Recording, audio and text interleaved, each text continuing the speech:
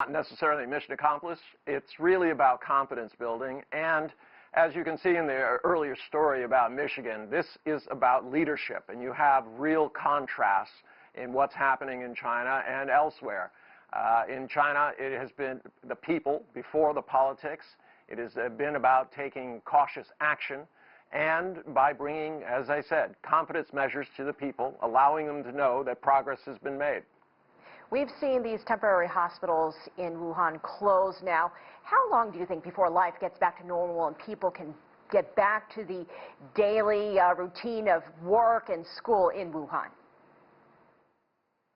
Well, the rule of thumb is 2 full cycles. So if it's a 14-day cycle, it'll be about 28 days. That is the hope, especially in an area like Wuhan and in the rest of China. Already in Beijing, where I am, that you're starting to see life getting back to normal. The question is, how does China restart in the midst of outbreaks in other countries? It's going to be a kind of wait-and-see game to see how these other countries are able to handle this crisis. That is an important point, Einar.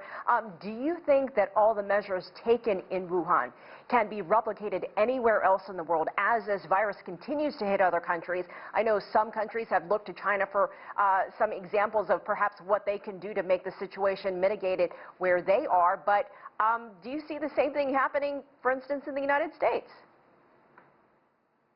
Well, you don't see it happening in the United States, despite the criticisms early on that China wasn't prepared and that they delayed and that they tried to deny. That seems to be the pattern that's being taken, even at the very top, by Donald Trump. So that is not the case. In Italy, they have adopted this kind of social distancing. They're trying to do this in Iran. But these are areas that are already hard hit, and we'll have to see just how quickly they can stem the tide. Obviously, the social distancing and the sacrifices that were made were effective. But the question is, will they be as effective in other systems? I don't think China is trying to assert that they're better than anybody else, simply that they have a system that should be taken based on what it's able to do. Right, and you also look at the situation in South Korea as well as Singapore, where they've been able to sort of take their situations and decrease their numbers as well. I've been talking to you now for weeks about coronavirus in China and where you are in Beijing and the measures taken. What is the mood now? Is there a sense that the virus is finally under control and contained? Well, no, there's quiet optimism. You see more people on the streets, and it's because of the numbers.